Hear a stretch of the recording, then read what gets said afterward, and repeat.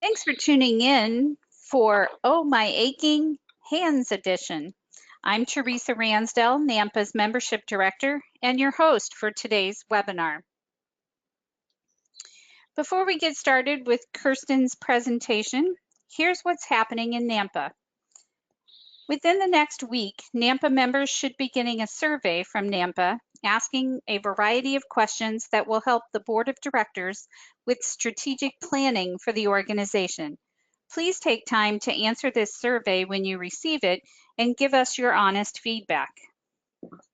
The NANPA Foundation has launched an opportunity to have an online portfolio review with 11 of our portfolio reviewers.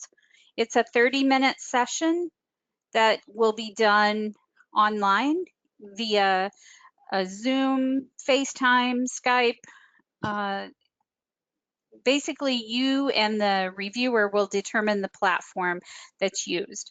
But this 30-minute review is only $45. If you're interested in learning more about that and seeing who the reviewers are, you can look at the nampafoundation.org website. We have more webinars coming up, topics focused on photographing butterflies, capturing images of dragonflies, and developing the all-important mailing list for your nature photography business. Learn more and sign up for those webinars on the NANPA website. Now for some housekeeping information for today's presentation. The webinar is being recorded and NANPA members will have access to it and other webinar recordings in the members area of the NANPA website. We encourage you to ask questions during today's presentation. We'll take those at the end, but to ask a question, go ahead and type it in to the questions or chat box on the GoToWebinar control panel on your screen. Now let's get ready for the presentation. Our speaker today is Kirsten Tucker. Kirsten's mission is to inspire you to discover or rediscover the beauty, wonder, and joy of the natural world. Her photographs have been featured in National Geographic Travel Photographer of the Year, National Geographic Your Shot, National Audubon Top 100, and many other photo competitions. She's donated her time to numerous nature centers and museums and recently relocated to the Pacific Northwest from Texas. Kirsten spent over 10 years operating her own fitness and wellness business and hopes to share that knowledge with the photography world. Kirsten, tell us how we can take care of our hands while spending long days photographing. Thanks, Teresa, and thanks everybody for joining me this afternoon. A little bit more background about me. I first picked up a camera in 1978. It was one of those Kodak 110 film cameras with the flip flash. When you're 12 years old and you're going out of the country for the first time, that's a pretty fancy state-of-the-art piece of equipment. Oddly enough, almost all the pictures that I took on that trip, I had a finger or a thumb in the photo. But it was fun anyway. I kept practicing photography in high school as part of yearbook staff. And then college and a business career in logistics and mass transit planning took me away from photography for many years. But with the advent of digital cameras, I came back. Health and wellness has been a hobby of mine for about 20 years. I became a personal trainer in 2001 and began teaching classes and exercise programs that I personally used. At first, it was kind of about keeping me honest about getting my own workouts in, but later it developed into a full-time job. I retain all of my certifications today, although I'm not actively teaching at present. My recent years have focused more on photography, volunteerism, and recently, habitat stewardship. So with today's webinar, my hope is to bring the two worlds of photography and wellness together. So this workshop is going to be a little bit different. There's not just going to be a PowerPoint presentation. In a few minutes, I'm going to cut away to a live session, and I'm going to ask you to join me in loosening and limbering up your hands. Oops, trying to advance my slide here. There we go. I meant to show you that, but you've heard most of that already. So why should you pay more attention to your hands? Well, fitness, including fitness of the hands, is good for increasing circulation, reducing inflammation, swelling, and pain, improving coordination, strength, and flexibility. And when you get strength with flexibility, there's a reduced chance of injury. A little anecdotal story I have is a few years ago, I went on a journey to Antarctica, and I was speaking to the tour photographer, who was not the originally scheduled tour photographer, because the original gentleman was unable to lead the trip because he'd broken a finger. And I would hate to have been that poor person and miss out on that opportunity. So let's try to keep our hands healthy and avoid some of these common mistakes that we make. Our hands take a good portion of the brunt of our work as photographers. When we're making an image, we hold and support the weight of the camera and the lens. We spin dials and wheels, we press buttons, then we click, tap, and press some more when we're editing images. Then we text them and we Instagram them. So our hands never really get much of a break. Taking care of our hands are going to serve us as photographers and through life. So some of the specific things that we can probably do a better job of are keeping the wrists straight. And in particular, when you're lifting anything that has a little bit of heft or weight to it, try to keep the wrists straight. We also are probably not as good about stretching as we should be. I know we hear that a lot. Are you stretching your calves? Are you stretching your shoulders? Well, now I'm asking you, are you stretching your hands? And I get it, probably not. I don't do it as often as I should either, but just be aware of it and think about it. And hopefully today you can learn some tools to do that on your own at home. One of the big things, I think, is we generally just lack an awareness of our dominance. We're bilateral beings. We have a left, we have a right, but we usually allow our dominant hand and arm to always lead everything that we do. I understand that it's faster, it's easier, but using both sides of your body supports balance and brain health, things that many of us are thinking about more and more as time marches on. General disclaimer, I'm not going to read this to you, but ultimately, you and your chosen medical and therapeutic professionals are the best judge of what exercises are appropriate for you. And just a note about some of the hand positions. Some of the hand positions you're going to see me do when we're in the live session, and some of the things that you will also perform are not meant to have any social meaning whatsoever. Before we go to that live session, a few quick tips. We want to give you some tools that you can perform on your own for improved finger and hand function. Don't worry about remembering everything that you see, because this is being recorded. You can go back and watch it again and again on your own whenever you want a refresher. But for me, taking rings off, if you have a ring on, sometimes it can be uncomfortable to do hand exercises with rings off, so I'll invite you to take those off if you like. Remember about keeping your wrists straight. There is one exercise that I'm going to have you perform where you will bend the wrist, and I will tell you when to do that. But otherwise, try to keep the wrist straight. Stop if you feel any pain. And this is the biggie, accept the learning curve. Your non-dominant hand is going to be less cooperative, and it's going to react more slowly. It's very similar for your ring and pinky fingers, because those are the ones that we just don't have the same dexterity in, especially on your non-dominant side. Start slow. You can speed things up over time if you like when you're practicing on your own. And breathe.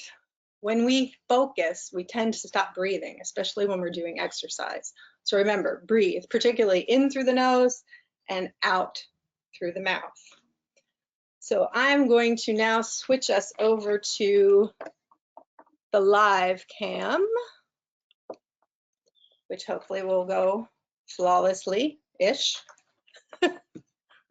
All right, welcome to my little patch of personal nature. We're in Gig Harbor, Washington this afternoon. It's sunny and it's about 75. You may see some of my feathered friends flying around in the background. I feed them all the time. This morning I had a very, very good thing happen. For the first time, I was taking out some suet to the feeder, and the chickadees landed on the suet before I even put it in the feeder. So they're getting really used to me now, which is a lot of fun.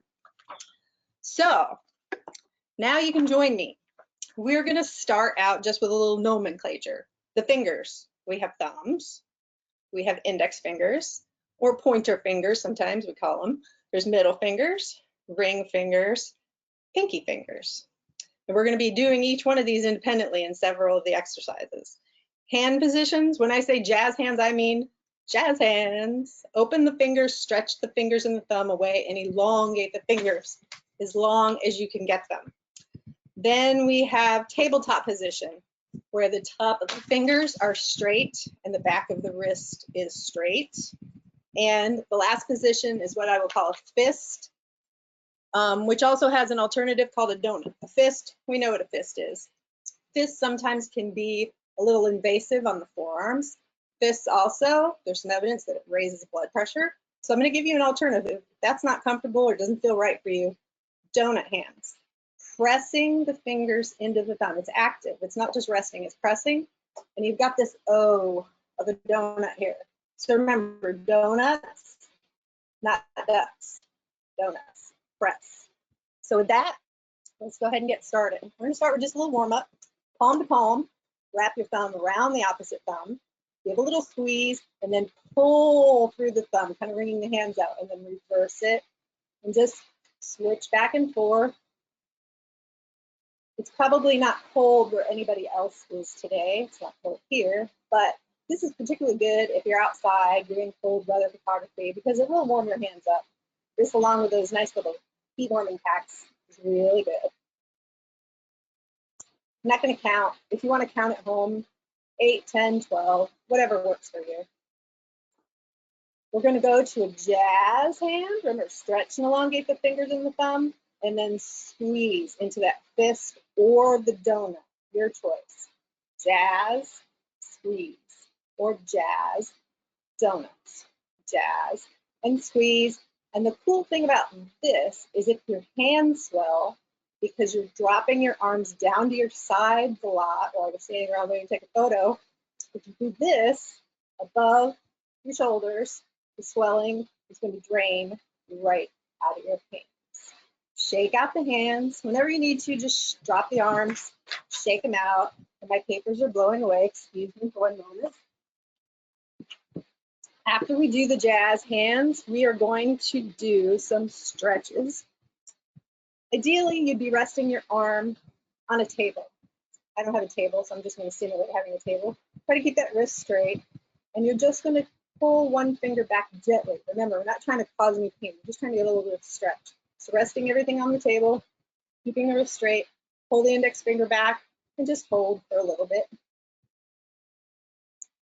And then we're going to switch to the middle finger and the ring finger and the pinky. Now we're bilateral beams, so we have to do the other hand. So wrist straight, rest the elbow if you like, pull the finger up, move it over so the hand is in a little better light here. And then we're going to switch to the middle finger. And if you're right-handed like me, this left hand is where you're going to feel more stretch because those fingers aren't as limber. Pull the ring finger back, and then the pinky finger back. Shake out the hands if you like. You can do some jazz and squeeze, or drop your arms to your sides and shake them out, whatever feels comfortable. Namaste or prayer hand position. The hands are together, the heels of the hands are touching, the pads underneath the fingers are touching, and the fingers themselves and the thumbs are touching. Keep the wrists straight. This is not about your wrists, it's about your fingers. Press the fingers over to one side. Try not to bend the wrist. And then press to the opposite side. Press over and back. Just a few times on each side, warming up those finger joints. Press, press. One more. Over, back, and jazz, donuts, or jazz, fists. It doesn't matter if your thumb is on the inside when you make a fist or on the outside, whatever feels right. So jazz, squeeze, drop the hands, shake them out, and now we'll get started with some actual exercises for the fingers. We're going to begin with the hands together in a prayer position. Remember, heels of the hands are in contact, pads underneath the fingers are in contact, fingers are in contact, thumb is in contact. You don't need to stretch the fingers away. They can just be kind of relaxed at this point. We're going to start with the thumbs. We're just going to tap the thumbs together. Very simple, just tapping. Now we're going to switch to the index finger. Just the index finger all by itself. Just tapping. We'll go to the middle finger. Try to keep the other fingers together. I know sometimes it's a little challenging. It'll get more challenging here in a second when we switch to the ring finger. Those are the ones that tend not to cooperate. And then the pinky. Now we're going to try to do 2 fingers at a time. We're going to do the index and the middle finger simultaneously. Tap. All the other fingers stay in contact with each other. And we're going to switch the middle and the ring. Just those 2. And then the last 2 fingers, ring and pinky. Tapping. And now 3 fingers at a time, from your index finger through your ring finger. Just those 3. And then the last 3 fingers, middle through the pinky. Now we'll go back to individual fingers. Thumbs, index, middle, ring, and pinky. Shake out the hands, jazz, squeeze, or jazz and donuts. Jazz, squeeze, last time. Drop the arms, shake them out, and go back into that namaste or prayer hand position. We're going to start with the thumbs again, like before, but instead of tapping, I want you to cross the thumbs one way and reverse cross the other way, and then back together. Index finger, cross, cross, together. Middle finger, cross, cross, together. Ring finger, cross, cross, together. Pinky finger, cross, cross, together. 2 fingers at a time. Index and middle, cross, reverse, together. Middle finger and ring finger, cross, reverse, together. Pinky and ring, cross, cross, together. Now 3 fingers, your index through the ring, cross, cross, together. Everybody still with me? Last 3 fingers, cross, cross, together. Repeat the individual. Cross the thumbs, touch. Cross the index, touch. Ring, ring, touch. Excuse me, that was middle. Ring, ring, touch. Pinky, pinky, touch. Shake out the hands. Drop them down to your sides. You can do some jazz and squeeze, or jazz and donuts. Just a few times to loosen things up. Jazz and donuts. Lace the hands together. You're going to notice one thumb is on top because that's what feels right, natural, and dominant to you. So I want you to switch all of your fingers and your thumb lacing to the way that feels a little weird. Now we're going to lift one thumb, lift the other. Lift an index finger, lift the other. Then middle finger, then the other. And this is the hard one. Ring finger, even if it's only just a little bit, just lift only that finger and down. Ring finger, down, pinky, pinky, and shake, shake, shake out those hands. If the pinky finger, the ring fingers aren't cooperating, don't worry about it. Over time, you'll build the flexibility, you'll build the strength, and it'll come. Now we're going to do something that I like to call magic hands. Jazz the hands, turn the side of the hand towards me, bend your index fingers down. Thumbs are going to go on top of the big knuckle of your index finger. Pull down to straighten that finger out and try to pull the fingertip up to the ceiling while you stretch all of those other fingers out. And just hold. And now we're going to switch to the middle finger. Press down on the big knuckle, pull the fingertip up, stretch those other fingers. If this is a little invasive on your forearms, you can be resting your arms on an armrest of a chair or on a table, whatever works. Now the ring finger, push down on the big knuckle, pull the fingertip up and stretch the other fingers. And we're going to go to the pinky, same thing. Now back to the index, 2, 3, 4, and middle, 2, 3, 4, ring, 2, 3, 4, and pinky, 2, 3, 4, jazz, squeeze, jazz. Alternates those donuts, jazz, either the fist or jazz or the donuts. Drop the arms, shake them out. Back of your hand facing towards me or towards the camera. You're going to take the thumb of your opposite hand on the back of those big knuckles to support them. Touch the palms to each other. Remember I said there was one exercise I was going to actually have you bend your wrist. This is it. So I want you to pull down, open that wrist as much as you can. Use the knuckles to be supported with the thumb, pull and stretch the thumb away. Just hold.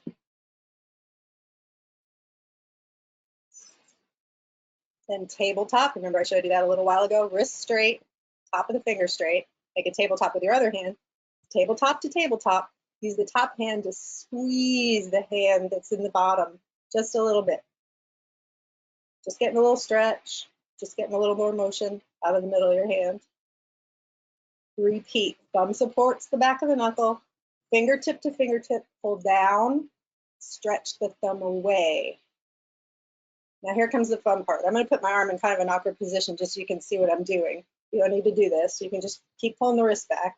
But I want you to take your thumb and reach it over towards the pinky finger and then reach it all the way back out. This might be a little uncomfortable. If it hurts, back off on how much you do, but try to reach over and back.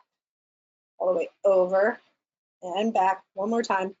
Over and back and shake that hand out. Drop it down.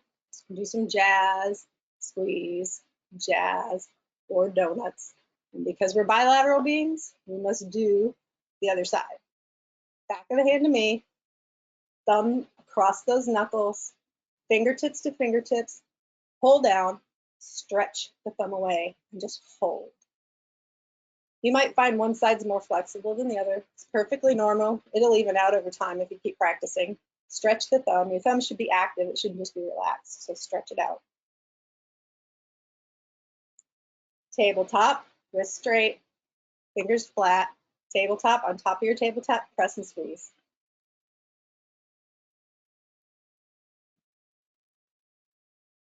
Back to the thumb supporting those big knuckles, fingertip to fingertip, stretch the thumb away, pull that wrist open, just hold for a few seconds.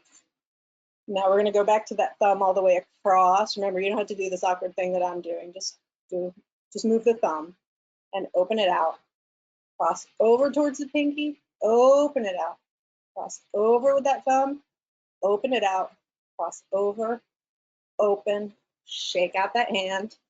Drop it down, do some jazz and squeeze, jazz or donuts, your choice, jazz and squeeze, jazz, hold it there. Hold the thumb in, index finger over the thumb, middle finger over the thumb, ring finger over the thumb, pinky finger over the thumb, and I want you to really squeeze your thumb. While you keep squeezing your thumb, try to pull it out from there and stretch. Let's do that again. Fold the thumb in, index finger, middle, ring, pinky, squeeze, and pull that thumb out. Jazz, squeeze, jazz, squeeze. Hold the jazz, pinky finger down, ring finger down, middle finger down, index finger down, thumb across the top of the index knuckle. Hold. Just give it a good squeeze. 2, 3, 4, jazz. Let's do that again. Pinky first, ring, middle, index, thumb on the top and squeeze. Hold. 2, 3, 4. Then drop the arms. Take them out. We're almost done. Don't worry. Just a little more. Lace the hands. You can go ahead and do the dominant way or the non-dominant way. I'll let you choose. Then I want you to extend your arms towards the camera. Open the thumbs, open the hands. Turn the thumbs down, bending the elbows, and press. We're probably pretty familiar with this stretch. This one's not too bad. The next one is going to be maybe a little awkward, but you're going to bend the elbows, turn the thumbs up, extend the arms, keep the thumbs open. And I want you to try to turn the palms of your hands up towards the ceiling. So you're kind of turning your arms inside out, and the inside crook of your elbow is facing up to the ceiling. Just hold that stretch. I find this feels really good on the inside of my shoulder blades. Bend the elbows, turn the thumbs down, press towards me, thumbs down, stretching those arms. Soften the elbows, thumbs up, keep the hands apart, keep the thumbs up, extend the arms, open those hands once more, inside out, stretch the thumbs. I want you to just give a little pulse. Again, I feel this stretch really nicely in my shoulder blades. So it gets all the way up to the arm. And release. Shake out the arms. Do some jazz and squeeze, jazz and squeeze, or jazz and donuts as you choose. One last set of magic fingers. Thumb on that index knuckle. Press down, pull up. You might find you're a little more flexible the second round. Push down, pull up on that middle finger, stretching the other fingers. Now the ring. And then the pinky. Now we're going to go a little faster. Index, middle, ring, pinky. Pinky, ring, middle, index. Shake those hands out and give yourself a little round of applause because we're done with the hard work. I'm going to switch us back to the PowerPoint presentation here. If I can find the PowerPoint presentation. There we go.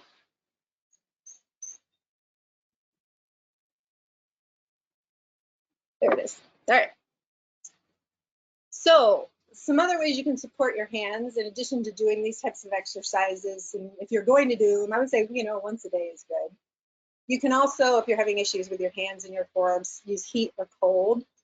Which one works better for you is just a matter of trial and error. Typically cold is better when you've had an injury in the beginning and you have a lot of inflammation, and then heat after that to warm things up.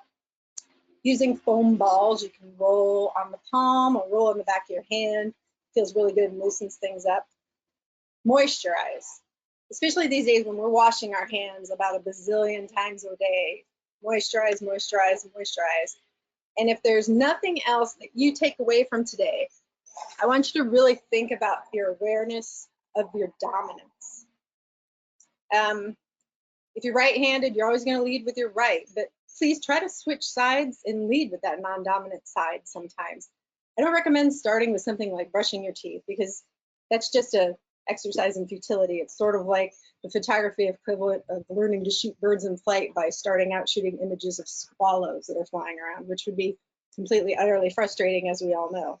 So start with simple things like pressing microwave buttons with your non-dominant hand, squeeze trigger bottles with your non-dominant hand. When you're throwing a jacket or a shirt over your back, go the opposite direction of the way you normally do it. Now, I understand you might not know what the normal way that you do it is. So just start being aware and start doing it the opposite way. As you find your strength and your flexibility and your dexterity growing over time, you're going to become more confident, and confidence over time becomes grace. So that's about the end of what I have to share with you today. I invite you to reach out to me. I believe I have on the next slide, I have more contact information. But I want to hear from you. I mean, I want to take your questions, but I'd also like to be able to do a few more of these little targeted workshops for other parts of the body. So tell me, what pains you? Is it shoulders? Is it knees? Let me hear from you. And if you would like to contact me, as Teresa mentioned, I have recently moved to the Pacific Northwest. I'm based in Gig Harbor, Washington now. I'm always looking for some photo buddies. So if you live in the area or you're going to be visiting the area, seek me out. I'm rather fond of bird photography and other wildlife and nature scenes. But that's what I have for you today. Thank you for your time. Thank you for joining me. And Teresa, let's go ahead and have some questions. Those were great exercises. My hands feel so soft, like they've been to the spa. That's good. But we do have some questions. Ted asks, what can I do when photographing or before to reduce the pain or discomfort in certain hand joints, which are arthritic? Yeah, that's tough. I would say ice is going to be really helpful. Doing some of these stretching exercises, just mobilizing those fingers a bit before you pick up the camera is going to help, and taking breaks. I know, it's hard when we're doing, especially wildlife photography, we tend to just hold that camera up to our eyes. That or the use of a tripod can take some of the brunt of the force in your hands and your forearms. But I would experiment with some heat and some ice and doing just some exercises before you go out in the field, or even you can do these exercises in the field, because let's face it, when we're waiting for things to happen, you got 5 minutes here and there where you can sneak some of these things in. Sounds good. Dan asked, are these exercises okay for people with RA, rheumatoid arthritis? That's an excellent question, and I am not qualified to specifically answer it. So if you want a very good opinion, I would show some of them to your rheumatologist and ask them if it's appropriate for you. Good advice. Tom says, if there is significant pain and lack of flexibility in any of the exercises, what can I do? Just back off on how far you take them. Do fewer repetitions. Another thing that you can do is you're probably having one hand or one finger that's a little bit more sensitive than the others. Start with that one, because you're going to be aware of which one it is when you get started. Let that one dictate how much you do in terms of range of motion and repetitions, rather than doing more with the hand or the fingers that can do more. I would rather have you do less with the hand that does a little bit less, and then doing a few less with your more dominant hand. That way you're balancing things out rather than perpetuating the imbalance that you've already got. Okay. Good suggestions. We have a couple of people that have chimed in about their areas that they would like to see you do some more webinars on. We have a vote, actually 2 votes for shoulders and neck, and Okay. also then knees and ankles. All right. Those are good suggestions. I have a personal interest with the whole shoulders and neck, because I have a pinched nerve that I'm dealing with, which is most unpleasant these days. But I have some ideas. So those are good topics. Thank you for everybody sharing those with me. I will work on those, and maybe we can do some more little webinars in the rest of the summer. That sounds great. That is all the questions. I will say that that is the most attentive I've seen any group on our webinars. Maybe we should always include some exercises in part of our webinars. There you go. I like Actually, we had a couple more chime in with some areas that are of interest. Lower back, and hips Okay. are all areas people are interested in. Gotcha. All right. Well, here's one more too. They just keep coming in. So strength training for stability and reducing shakes would also be great. Gotcha. Well, I'll see what I can figure out about that. Okay. If anyone would like to, if you've had specific questions about some of these body parts and you think it might be useful to me to know specifically more, feel free to email me. My email address is here on the screen, and I'll try to get back to you that way too. Excellent. So we will wrap up our webinar for tonight. And thank you, Kirsten, for giving us some tips on how to keep our hands and forearms photo fit. We appreciate you taking the time to share your expertise with us and help us keep our fingers and hands limber. As a reminder, you can find out more about Kirsten and her work at kirstenpix.com, as you can see on the screen. To our attendees, thank you for attending this evening, and we hope you'll join us on future NANPA webinars. Have a good evening, everyone. Thanks.